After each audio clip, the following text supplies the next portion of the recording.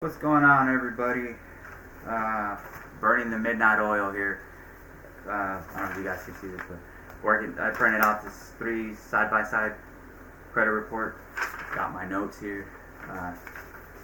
Anyways, I wanted to shoot a video about authorized users. I've been talking to a lot of people about it lately, so I just thought I'd make a video about it. Everybody gets their own file, huh? Anyways, so let's talk a little bit about authorized users. So, in my experience, there's only there's 3 different types of individuals that actually, in my experience at least, right, that either want or ask or need an authorized user, and these are the ones. First individual, thin file, meaning they're probably 18 years old. They don't have any credit history, so a friend, a family member, like a mom, dad, uncle, brother, will add them on their existing credit card. And in most cases, I hope that individual putting them on as an authorized user actually has positive payment history, right? You don't want to inherit something that has late payments on it or anything like that. So that sort of thing, that kind of individual, to get that bump, they're starting out early in their credit journey, so they don't have much on their credit reports. So typically a mom, a dad, or a brother or somebody will add them on, and so they'll get added as an authorized user that way. And so that's pretty common. I don't get too many questions about that. Maybe like a parent or something that's getting their credit rebuild with me will ask me about their children and whatnot, and so I'll give them that kind of standard advice. And then there's the second individual. This is the person that's rebuilding their credit. Hey, we've all gone through life, right? We all have life-changing events, whether it's medical, loss of a job, divorce, right? The husband ran out, the wife ran out, and in the process, I hear it all the time. Yep, she ran up all my credit cards. He ran up all my credit cards, and it destroyed my credit. The judge dismissed this and that and the other, and it's a big mess. So finally, they get to the repair process, right? So they'll be with me for a couple of months, and we're getting kind of sort of near the end of the duration of their stay with me, and they start getting comfortable enough to where they want to apply for credit. However, typically, when you're rebuilding credit, you always get stuck with the baby boys, right? And I wouldn't wish these cards on my worst enemy, honestly. Like things like Credit One, Indigo, First Premier Bank, really high interest. Some of them as high as 33%. I've seen someone actually sent me a screenshot with 33% First Premier Bank. So, and with an annual fee at that. So they get tired of that. They're like, look, I can't get anything higher than $500. And I'll give you a good example.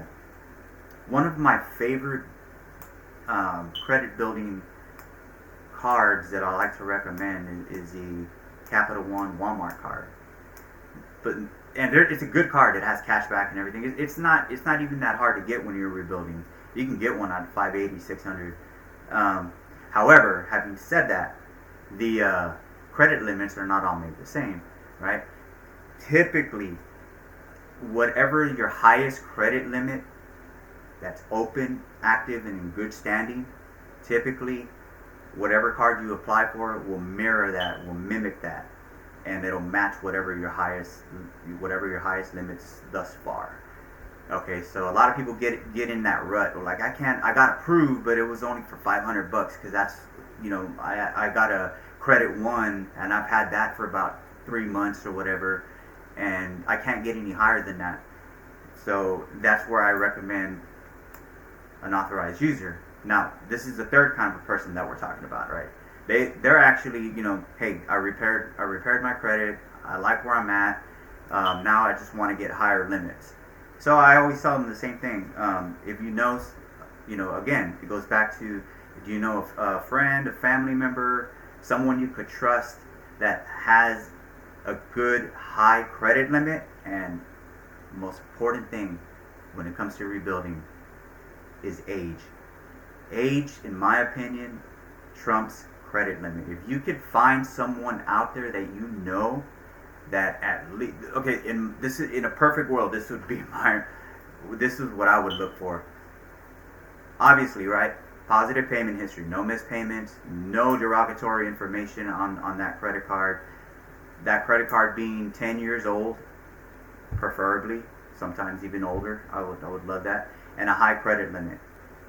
10,000 would be, that's superb. That would really like help someone out.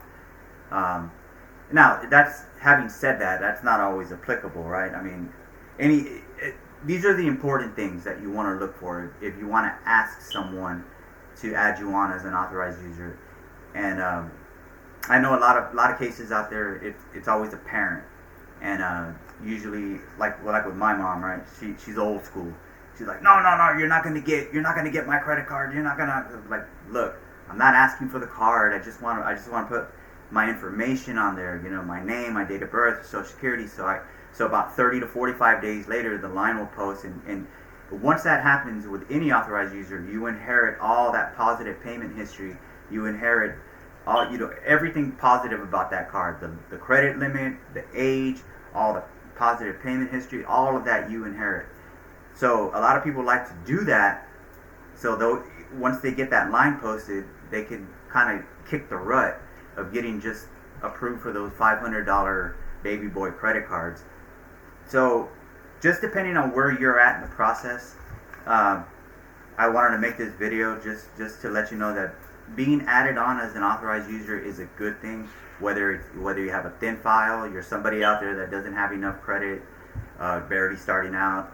If you're somebody out there, the second kind of person I typically deal with in the process of rebuilding, and being added on as an authorized user will give you that little bump, that little help your scores go up while you're also getting repaired. And then the third kind of person, right? The repair is over, they're satisfied with their results, but now they can't seem to kick that rut of those baby boy credit cards. So being added on to a high limit, long age, no derogatory information, nothing but positive payment history, especially in the past 24 months. Oh, one of the things, silly me, I should have mentioned this one.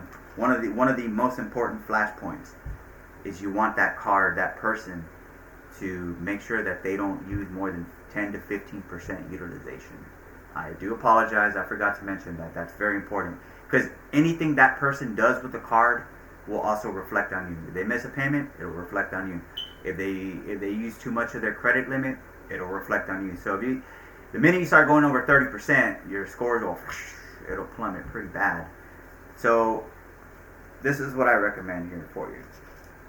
If you want to consider being added on as an authorized user, high limit, no derogatory information, excellent positive payment history, and low utilization.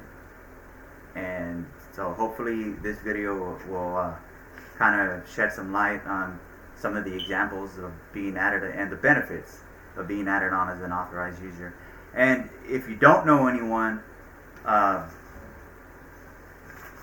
could help you out like that, or a friend, family member, I mean, you can give me a call. I have some I can help you out. I have some affiliate programs that I work with, and I can definitely kind of talk to you about it if that's something you'd be interested in. But anyways, again, I was working late, so I just wanted to shoot this video real quick and just let you guys know that. I'll see you on the other end. Thank you. Bye bye.